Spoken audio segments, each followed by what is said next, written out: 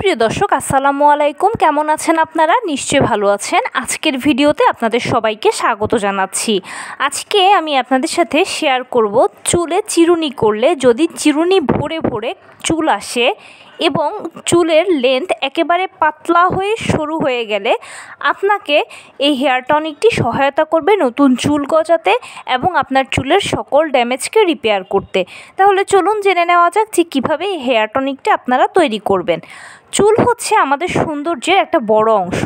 চুল যখন ঘন কালো লম্বা শাইনি হয় তখন সেই চুলটা দেখতে নর্মালি ভালো লাগে। এছাড়া এই চুলটার মধ্যে যে কোনো হেয়ার স্টাইলও অনেক সুন্দর হয়। তো চুল যেহেতু একটা প্রাকৃতিক জিনিস, এই চুলটা কিন্তু কম বেশি উঠবেই, এটা স্বাভাবিক ব্যাপার। প্রত্যেকেরই কম বেশি চুল ওঠেই, কিন্তু সব কিছুর যেমন একটা মাত্রা আছে তেমনি চুল ওঠারও মাত্রা আছে।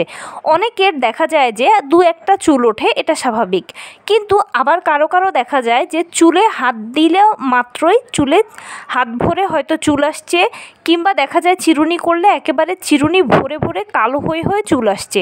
আর এরকম যদি হতে থাকে তাহলে অল্প কিছুদিনের ভেতরে আপনার সিথি একদম ফাঁকা হয়ে যাবে, মানে সিথি পাতলা হয়ে যাবে, সিথি দেখা যাবে, চুল পাতলা হয়ে যাবে, চুলের যা লম্বা আছে সেটা একেবারে সরু একটা দড়ির মতো হয়ে যায়।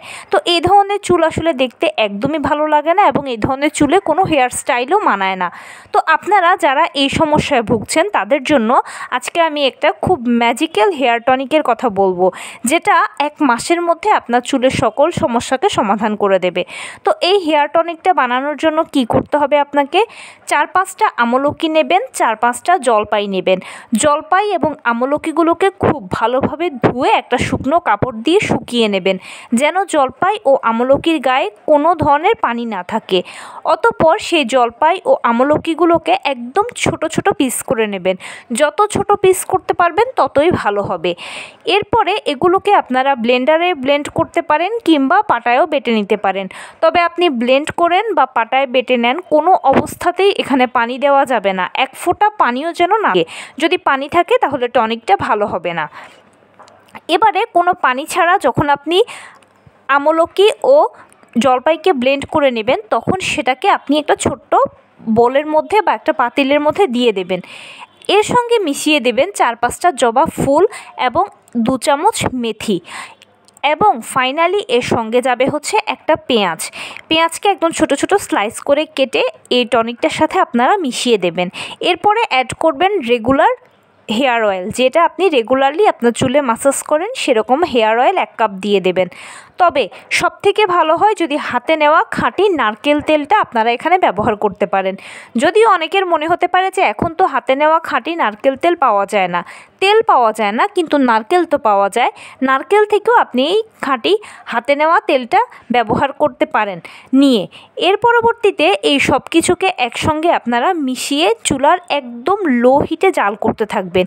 এটাকে আপনারা ততক্ষণ জাল করবেন যতক্ষণ পর্যন্ত না সকল নির্যাসগুলো বেরিয়ে যায় এবং তেলের সাথে মিশে যায়। সেটা আপনারা বুঝবেন কিভাবে যে তেলটা প্রিপেয়ার হয়ে গেছে?